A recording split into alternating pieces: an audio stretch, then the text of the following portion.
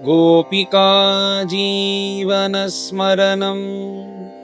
गोविन्द गोविन्द। सद्गुरु विठ्ठलदास महाराज की జై. సాక్షాత్ కృష్ణ పరమాత్మ యొక్క లీలలు అనంతంగా బ్రహ్మనిష్ఠులు ఇక్కడ వర్ణిస్తూ వస్తున్నారు. దాంట్లో చాలా చాలా ముఖ్యమైనది ఏమిటంటే ఈ రాసపంచాధ్యాయి. ఈ రాసపంచాధ్యాయి కదా మనం ఇప్పుడు మొదట 5 రోజులు మనం పారాయణం చేశాము, ఈ కథాశ్రవణం అనేది విన్నాము. ఈ రాసం అనేది బహునర్తకీయుక్త నృత్య విశేష రాస అంటూ అందరితో కలిసి ఏదో నృత్యం చేశాడు, నాట్యం చేశారు అని కాదు.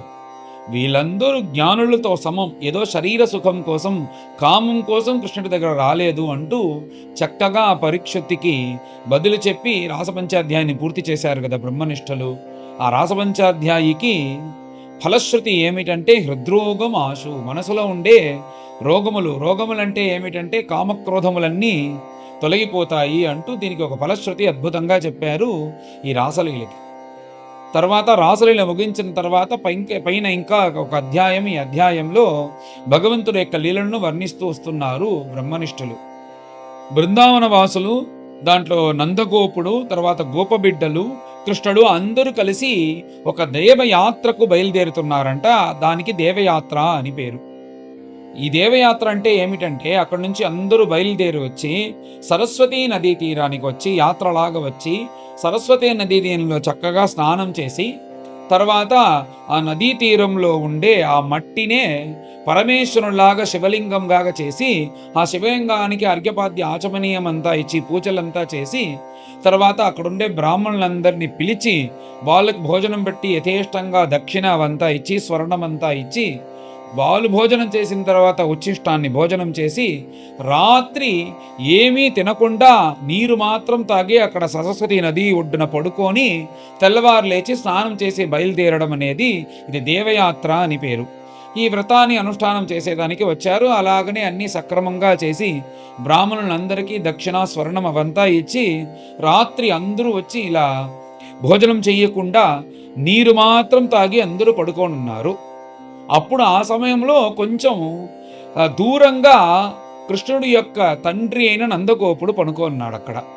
ఆ సమయంలో దైవవశాత్తు ఎదృచ్ఛగా అక్కడ ఒక కొండ పాము వస్తుందంట. ఆ కొండ పాము వచ్చి నందగోపుడు కొంచెం దూరంగా తనిగా పడుకున్నారు కాబట్టి ఆ నందగోపుడిని మింగేదానికి వచ్చేసిందంట ఆ కొండపాము.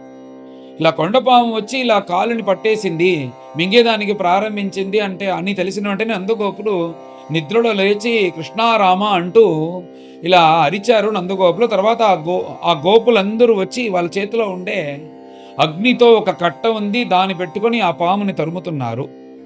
ఇదంతా సరిగా ఉండదు, వెంటనే తన తండ్రిని కాపాడాలి అంటూ భగవంతుడు అక్కడి నుంచి బాగా పరిగెత్తుతూ వచ్చి నేరుగా ఆ పాము దగ్గరకు వచ్చి ఆ పాము పైన తన కాళ్ళు పెట్టి ఎలాగైనా నందగోపుని బయటకి లాగేయాలి అంటూ ఇలాగ పరిగెత్తుకొని వచ్చి పాము పైన ఇలా తన కాళ్ళు పెట్టిన వెంటనే భగవంతుని యొక్క స్పర్శ మాత్రంలో ఏమైందంటే ఆ పెద్ద కొండ పాము వచ్చి ఒక విద్యాధరుడుగా మారిపోయింది. అది అందరికీ చూస్తే ఆశ్చర్యంగా ఉంది. ఏమిటిది కొండపాము అనేది ఇంత పెద్దదిగా ఉండే కొండపాము భగవంతుని యొక్క స్పర్శం వల్ల విద్యాధరుడిగా మారింది అంటూ వాళ్ళందరూ ఆశ్చర్యంతో ఎవరు నువ్వు, ఎందుకు ఇలా వచ్చినావు అని అడిగిన వెంటనే ఆ విద్యాధరుడు పైన కృష్ణుని చూసి మాట్లాడడానికి ప్రారంభించాడు. నా పేరు సుదర్శనుడు అని పేరు, నేను ఒక విద్యాధరుణ్ణి, అతి రూపవంతంగా తేజోవంతంగా ఉండే నేను నా రూపాన్ని చూసి గర్వంగా ఇలా సంచరిస్తూ వచ్చాను. ఆ సమయంలో విమానంలో ఇలా వెళ్తూ ఉండేటప్పుడు కింద ఆంగీరసి మహర్షిని చూసి ఏమి మహర్షి ఇలాగా రూపం లేకుండా ఇంత వికారంగా ఒక మనిషి ఉంటాడా అంటూ అతన్ని హేళనంగా ఇలా మాట్లాడాను. అది మాట్లాడడం వల్ల ఆయన కోపంతో నీకు మంచి రూపం ఉంది, మంచి జన్మ ఉందని కదా నువ్వు ఇలా మాట్లాడుతున్నావు, నువ్వు కొండపాములాగా నువ్వు పోవాలి అంటూ ఒక శాపాన్ని ఇచ్చారు ఆంగీరసులు. ఆయన యొక్క శాపం వల్ల ఇలా వచ్చాను, అప్పుడు ఈ శాప విమోచనమే లేదా అని అడిగినప్పుడు భగవంతుడు కృష్ణావతారం చేసి ఆ సమయంలో అక్కడ సంచారం చేసేదానికి వస్తారు. భగవంతుని యొక్క స్పర్శ వల్ల నీకు శాప విమోచనం దొరుకుతుంది అంటూ ఆంగిరసులు అనుగ్రహం చేశారు. అలాగనే ఇలా సంచరించుకుంటూ వచ్చాను. దైవతా సంకల్పం మీ తండ్రి అయిన నందగోపుణ్ణి పాము రూపంలో ఉండేటప్పుడు పట్టాను. మీ తండ్రిని కాపాడేదానికి మీరు వచ్చారు. మీ యొక్క స్పర్శ వల్ల నేను ఇప్పుడు విద్యాధరుడిగా మారాను. చాలా సంతోషం అంటూ భగవంతుని నమస్కరించి, ప్రభో, ఈ సంసార జీవితంలో తపించే వాళ్ళకి మీ నామం వింటేనే, మీ యొక్క కథాశ్రవణం వింటేనే ఈ సంసారం అనే శాపం అనేది పోతుంది. మీ యొక్క స్పర్శ వల్ల నాకు ఈ శాప విమోచనం అనేది అయ్యింది అనేది ఆశ్చర్యం కాదు, అవ్వకపోతేనే ఆశ్చర్యం అంటూ, అలాంటి ప్రభులైన మీకు నమస్కారం.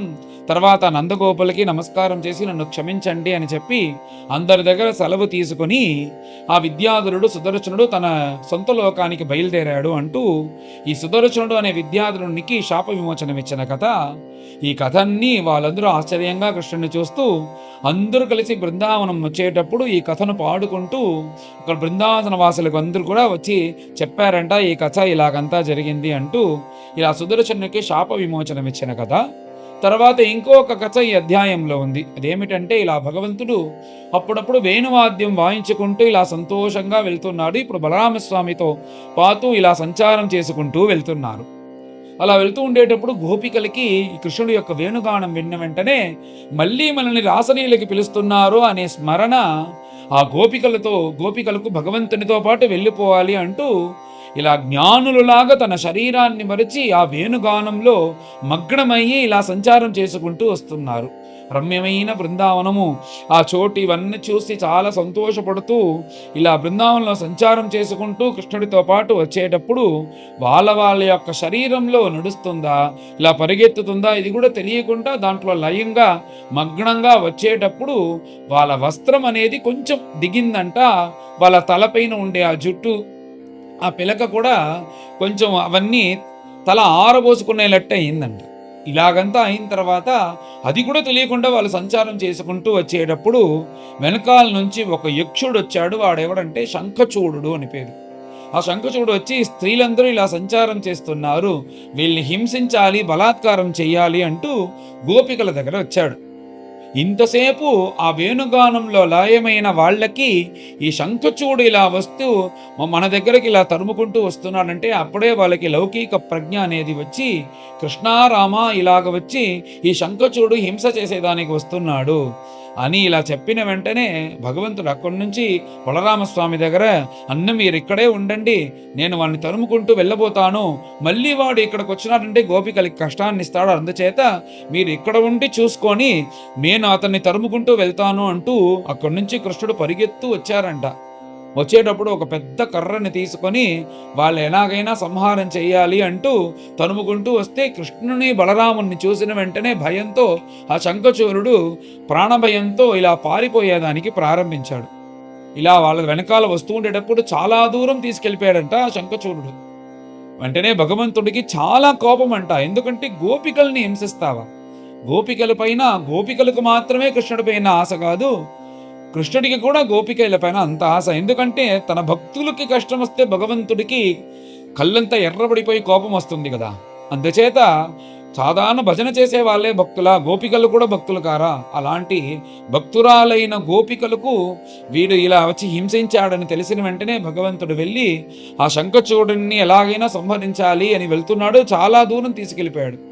ఇలాగా ఉంటే సరిగా రాదు అంటూ నేరుగా భగవంతుడు వెళ్ళి కోపంతో తన యొక్క ముష్టితో శిరస్సు పైన ఒక దెబ్బ కొట్టిన వెంటనే అతడు అక్కడే ప్రాణం పోయింది. తర్వాత ఆ శిరస్సు పైన ఒక రత్నం ఉంది.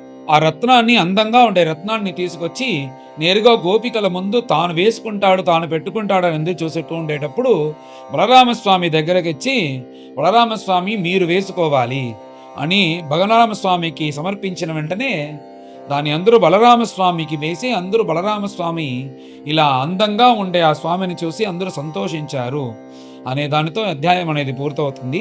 పైన అందరం కలిసి అధ్యాయాన్ని పారాయణం చేస్తాం.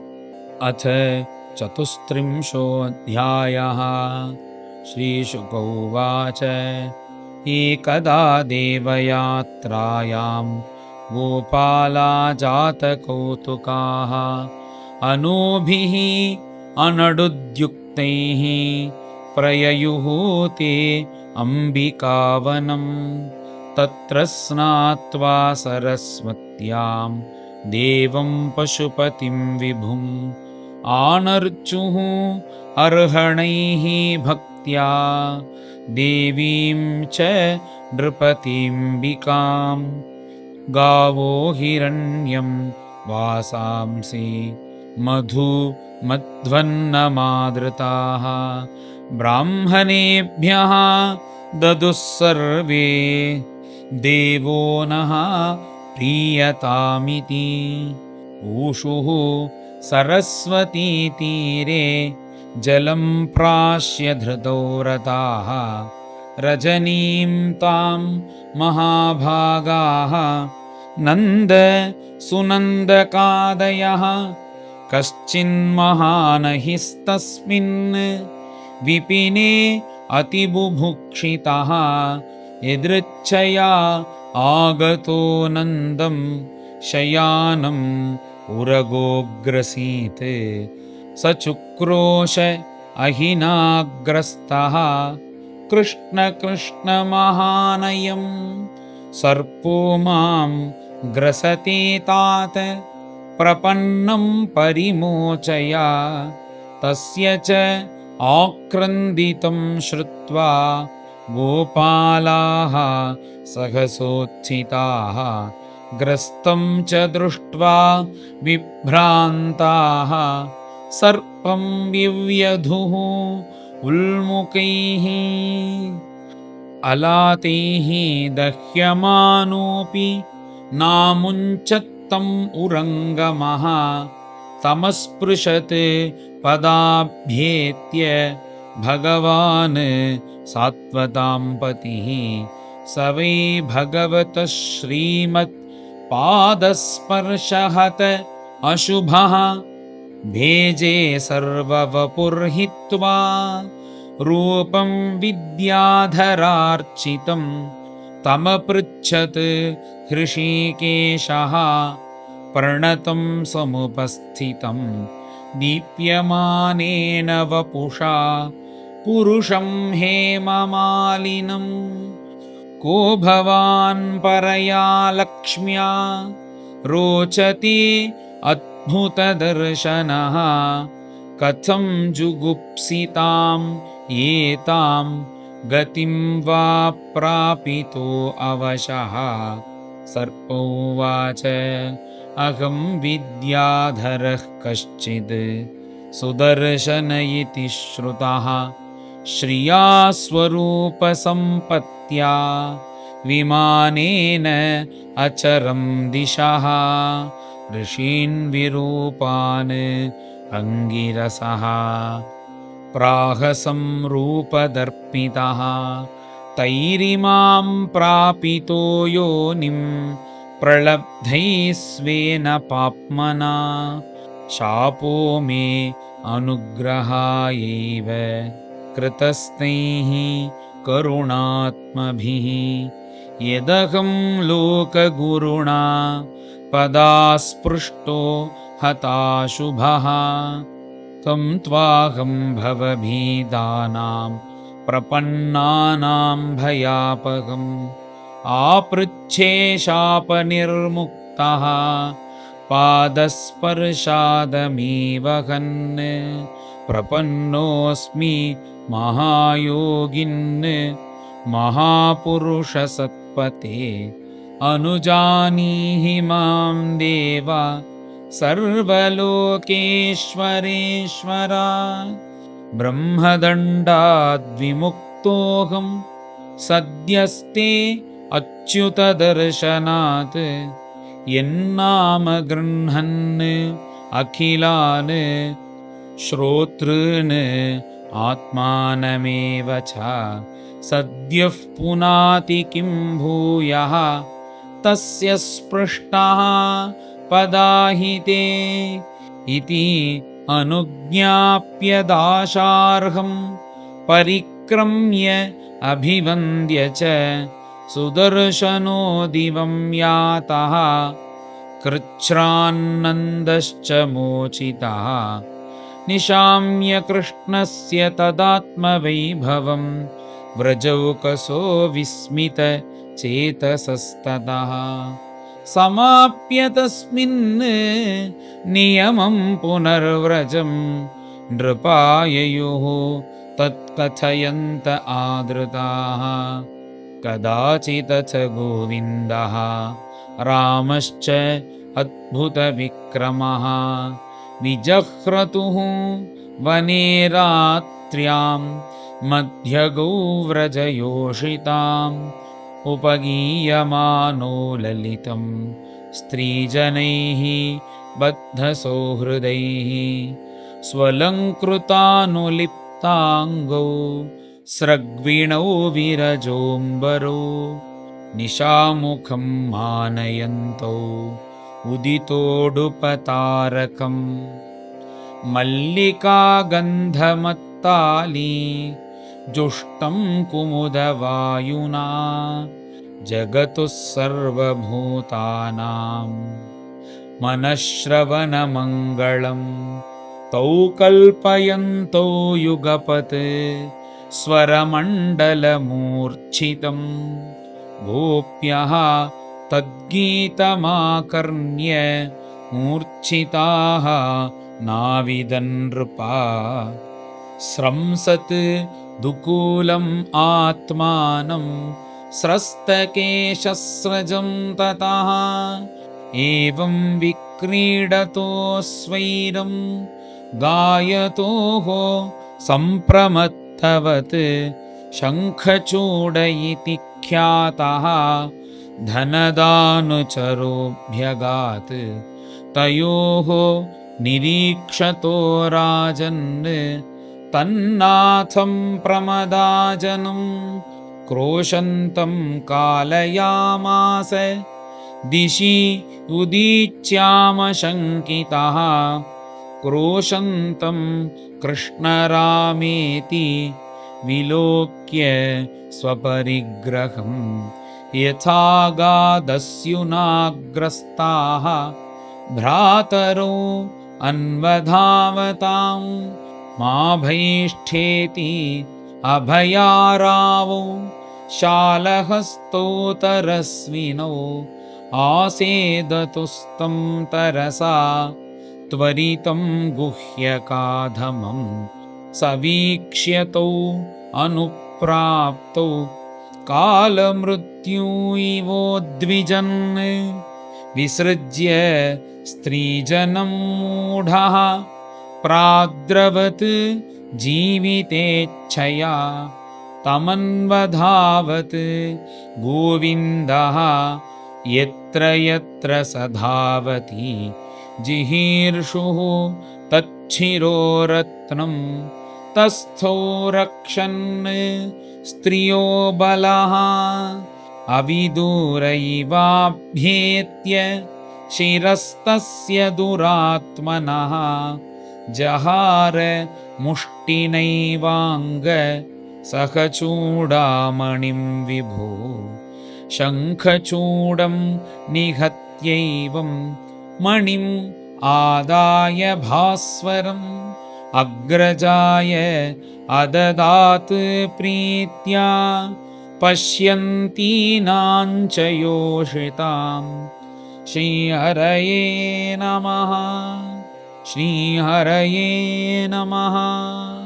इति श्रीमद्भागवते महापुराणे पारमहंस्यां संहितायां दशमस्कन्धे पूर्वार्धे शङ्खचूडवधो नाम चतुस्त्रिंशोऽध्यायः। गोपिका जीवनस्मरणं गोविन्द गोविन्द। सद्गुरु विठ्ठलदास महाराज की जय।